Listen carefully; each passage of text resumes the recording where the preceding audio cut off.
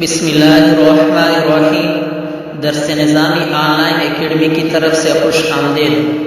سب سے پہلے اس چینل کو سبسکرائب کیجیے اور اس ویڈیو کو لائک کیجیے اور بیل کی بٹن کو دبائیں تاکہ مزید ویڈیو حاصل کر سکے، اور اس ویڈیو کو زیادہ سے زیادہ شیئر کیجیے تاکہ اور لوگوں کو بھی فائدہ حاصل ہو سکے۔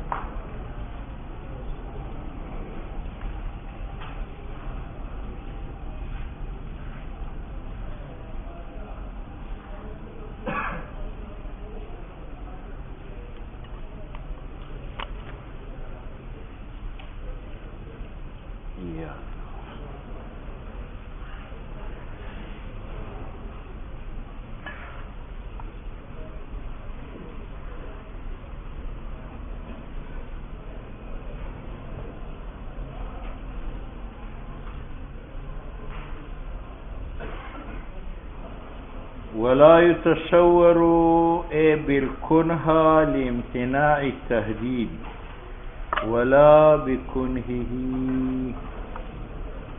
ولا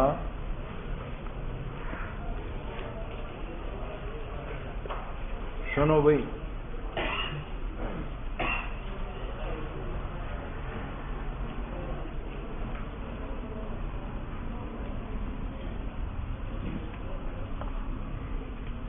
تصور کا معنی حصول فی ذہن۔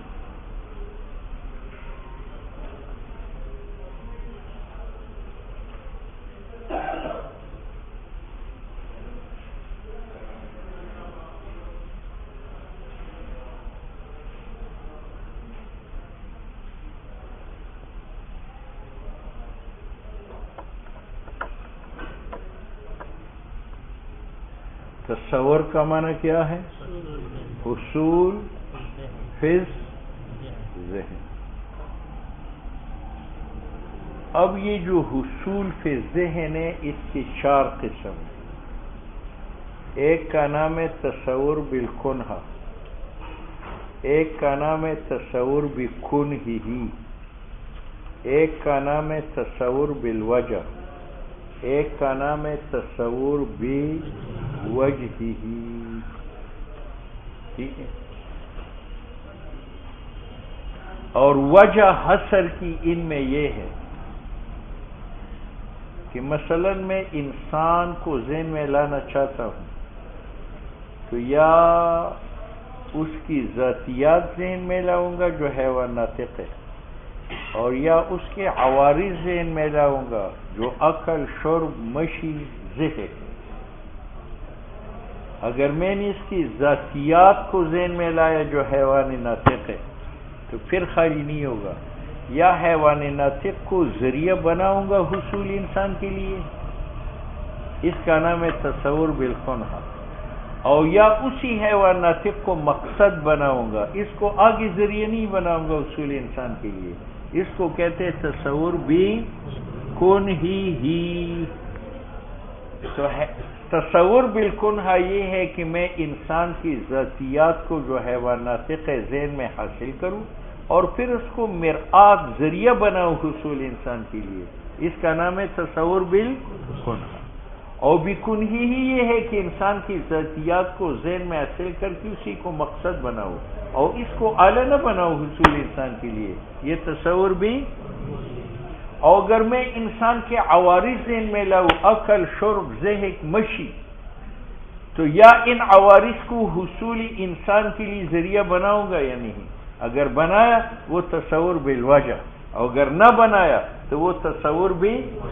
اب میں نے ظاہر کن کو ذہن میں لایا اور اس کو مرآت بنایا حصول انسان کے لیے، تو یہ کیا ہے؟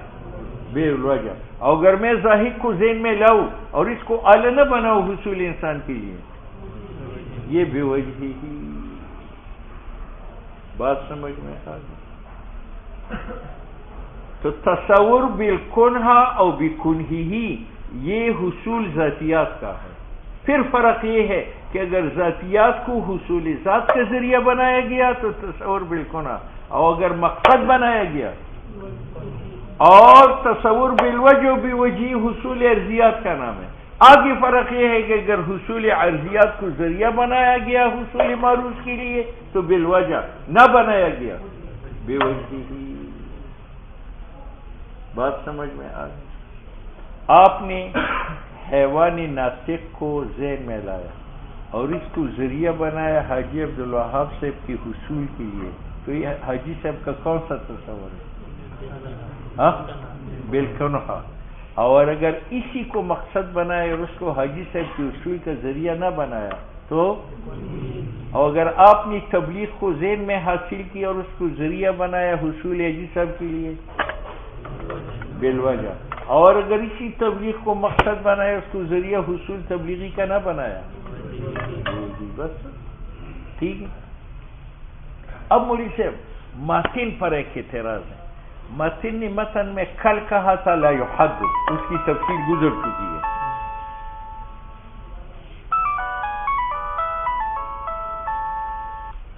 السلام علیکم، خیر صدر صاحب سہال نے طبیعت سر سنگ دہرہ کا وطن کے مثال نے خواد نستا تاسو مړه تاسو هغه ازبک وهل ډېر بد مو کړه که نه، هغه زموږ مجاهدین ازبک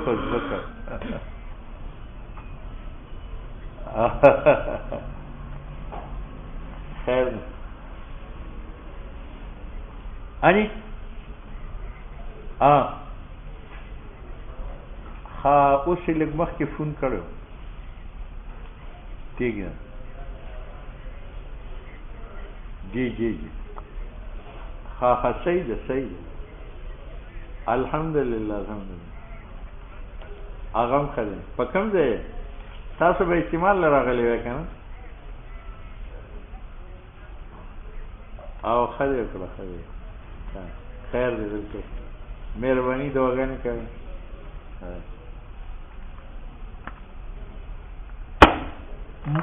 اس تفصیل کے بعد ماتن پر ایک اعتراض ہے۔ ماتن نے کل کہا تھا لا یحد، ٹھیک ہے، اور حد کا معنی تعریف و شے بز ذاتیات، تو جب اللہ سے حد کی نفی ہو گئی تو اللہ سے ذاتیات کی نفی ہو گئی، اور ذاتیات پر تو کون ہے اور کون ہی کا دار مدار تھا، تو تصور بالکن ہو بھی کن ہی کی نفی بھی لا یحد میں آ گئی، یعنی جب آ گئی تو آج پھر کیوں کہتے ہیں ولا یتصور ہو؟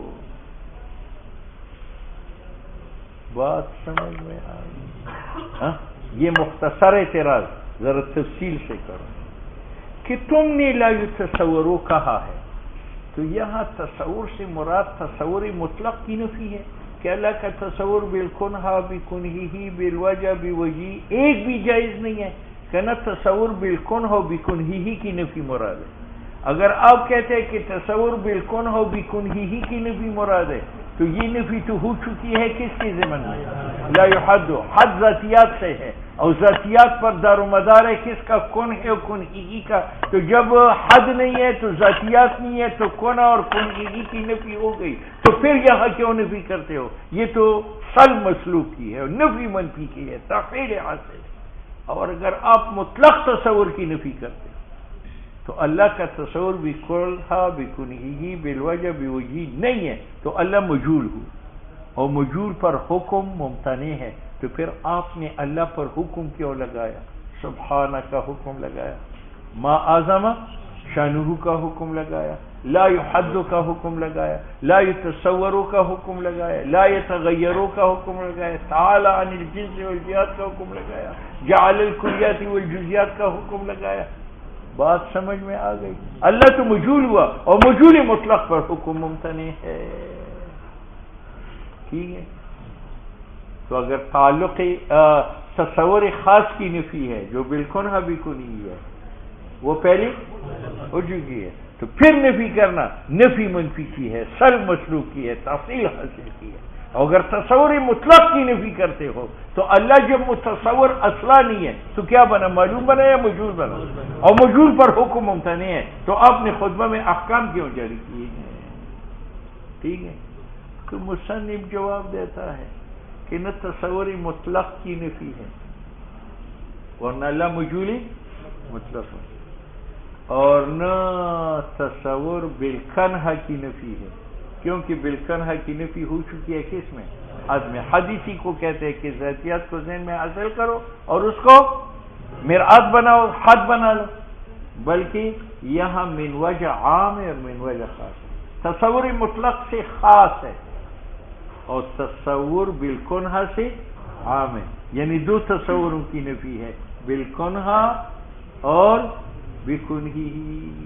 تو تصور مطلق کی نفی مراد نہیں ہے ورنہ اللہ مجہول ہوگا، اور تصور بالکنہی کی نفی مراد نہیں ہے ورنہ یہ سل مسلوب کا ہے، بلکہ تصور بالکنہ اور بکنہی کا ہے۔ بکنہی کی نفی لا حد میں نہیں ہوئی تھی کیونکہ حد ان ذاتیات کا نام ہے جو ذریعہ ہو حصول محدود کے لیے، وہاں صرف بالکنہ کی نفی ہوئی تھی۔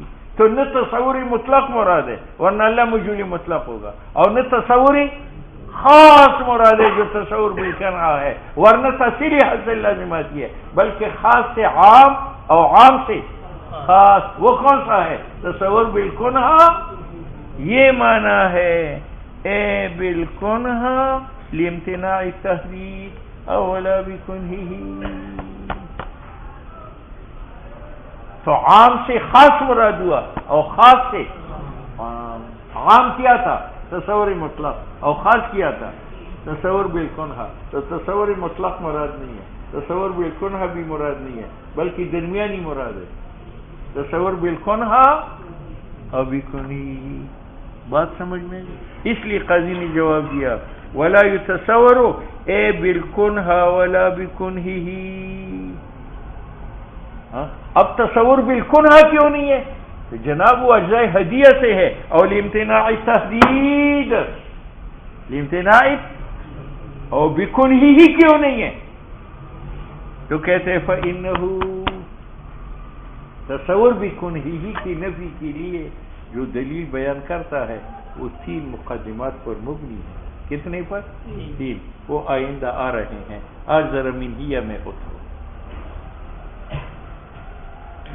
ولا بکنہی اے تصور الشیء بنفسہ للعاقل، منہیہ ہے ہاں؟ یہ ایک اعتراض کا دفیہ، یہ ایک اعتراض کا دفیہ یہ ہے کہ تصور بالکنہ بھی حصول ذاتیات کا نام ہے اور بکنہی بھی حصول ذاتیات کا نام ہے۔ تو قاضی نے دونوں میں تفریق کیوں کی؟ بالکنہ کا ابطال حوالہ کیا لامتناع تحدید پر، اور بکنہی کا ابطال حوالہ کیا فإنہ لما کان وجود تعالیٰ پر۔ اس کی دلیل الگ بیان کی، اس کی دلیل الگ بیان کی۔ تو تصور بالکنہ جو ہے اس کا مدار بھی ذاتیات پر ہے، اور بکنہی کا دار و مدار جو ہے وہ بھی ذاتیات پر ہے۔ تو دونوں کا ایک ابطال ہے، تو ایک دلیل کافی ہے۔ آپ نے بالکنہ کے لیے جدا دلیل بیان کی لامتناع تحدید، اور بکنہی کے لیے جدا دلیل بیان کی فإنہ لما کان۔ بات سمجھ میں آ گئی؟ یہ تفریقہ تم نے کیوں کیا تصور بالکنہ اور تصور بکنہی میں؟ بات سمجھ میں آ گئی؟ تو قاضی شرح میں آ کر فرق بیان کرتا ہے کہ یار تصور بکنہی کے 2 معنی ہیں۔ ایک تصور بکنہی کا معنی یہ ہے کہ شے کی ذاتیاتی تفصیلی کو ذہن میں حاصل کرو اور اس کو مرآت نہ بناؤ، جیسے میں انسان کی اجزائی تفصیلی حیوان ناطق کو ذہن میں حاصل کروں اور اس کو مرآت حصول انسان کے لیے، یہ ہے تصور بکنہی۔ اور ایک تصور بھی یہ ہے تصور بکنہی تفصیلی، اور ایک ہے تصور بکنہی اجمالی۔ اجمالی یہ ہے کہ ذاتیات کو حاصل نہ کروں، خود ذات کو، انسان کو ذہن میں حاصل کرو اور اس کو کسی شے کا مرآت نہ بناؤ۔ بات سمجھ میں آ گئی؟ تو تصور بھی کنہی کی کتنے معنی ہوئے؟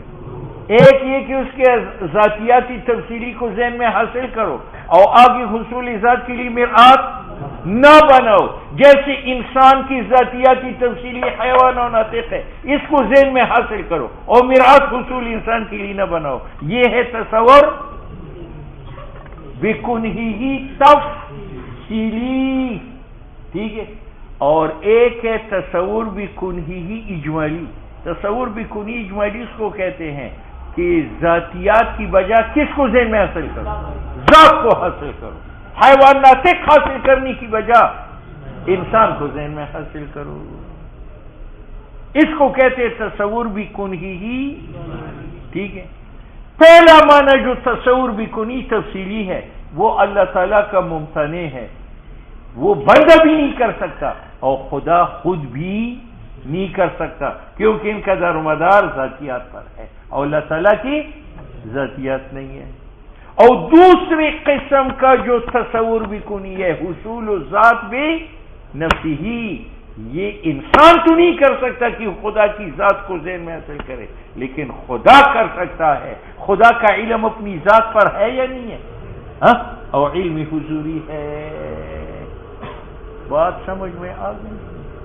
تو دیکھو تصور بالکنہ تو ذاتیات کے ساتھ خاص تھا کہ ذاتیات کو حاصل کرو اور مرآت بناؤ، اور تصور بکنہی ذاتیات کے ساتھ خاص ہے یا ذاتیات کے علاوہ حصولی ذات کو بھی کہتے ہیں؟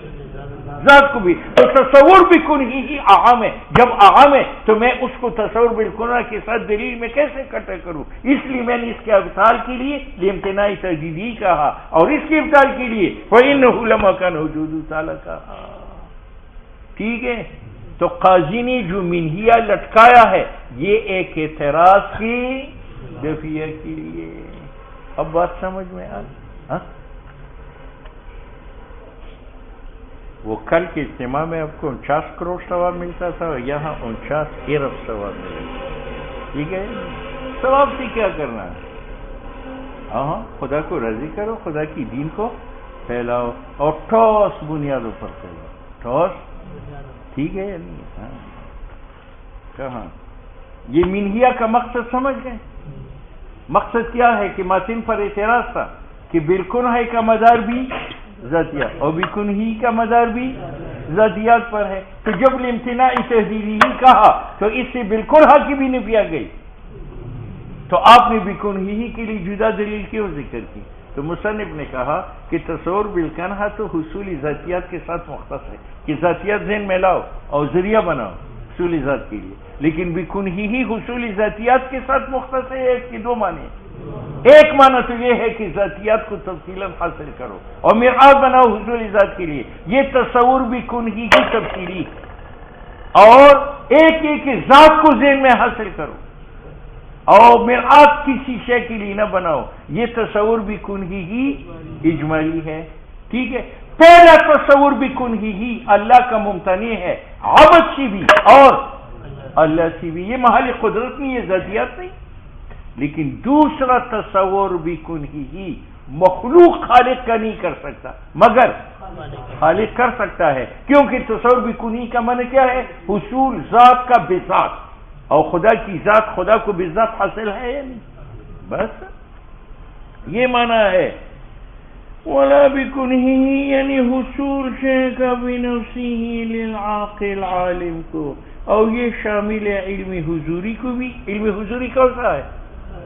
کہ ذات خود حاصل کرو اور مرآت نہ بناؤ، اور اس حصولی کے لیے یکون بتمثل نفس شے، بسبب تمثل نفس شے کی، وہ ارتسامی ہی اور انتقاص نفس ذات کے ذہن میں، بلا توسطی صورت، بغیر توسط ذاتیات کی کہ وہ مرآت بنی اس کی ملاحظہ کے لیے، سوا ان کا نبل اجمال۔ اجمال کون سا ہے؟ کہ خود ذات کو حاصل کرو، ٹھیک ہے، اور مرآت نہ بناؤ۔ اچھا جی، کتمثل نفس الانسان جو محدود ہے اس کو ذہن میں، اور بھی تفصیل۔ تفصیل کا معنی کیا ہے؟ کہ وہ ناطق کو حاصل کرو لیکن مرآت نہ بناؤ۔ کتعقل حدی، جس طرح انتقاش حد کا ذہن میں بغیر اس کے کہ وہ الہ لملاحظت غیر. اب آؤ، خدا کا علم بالکل ہے، خدا کا وہ بندہ بھی نہیں کر سکتا اور وہ خدا کو بھی حاصل نہیں ہے. کیوں؟ اس لیے کہ علم بالکل کا دور مدار کن پر ہے؟ ذاتیات، اور خدا کی ذاتیات نہیں ہے. تو عرش علم بالکل ہے واجب تعالیٰ کا، وہ ممتنع ہے مطلقاً، خواہ وہ فرض واجب تعالیٰ سے یا فرض من المجردات فرشتوں سے. کیوں؟ لامتناع تحدید، کیونکہ اجزاء حدیہ نہیں ہے. اور عرش علم بکن ہی ہے واجب کا، واجب تعالیٰ کا. تو ہم تو نہیں کر سکتے، خدا کر سکتا ہے. وَهُوَ مُتَحَقَّقٌ لِوَاجِبْ تَعَالَى لِنَفْسِهِ عَلَى سَبِيلِ الْحُضُورِ شَرُوقِي کہ نفس ذات کو حاصل ہو. او اما لغیرہ، اور عرش تصور بکنہی کا دوسرا معنی ہے یعنی اجمالی، تو وہ غیر کے لیے ممتنع ہے، لغیرہ ممتنع. بات سمجھ میں آ گئی؟ منہ شرح کل کریں گے حضرات. اس کا مطالعہ دیکھو، یہ جو حافظ دراز لگا ہے نا، یہ اس کے لیے بہت مفید ہے.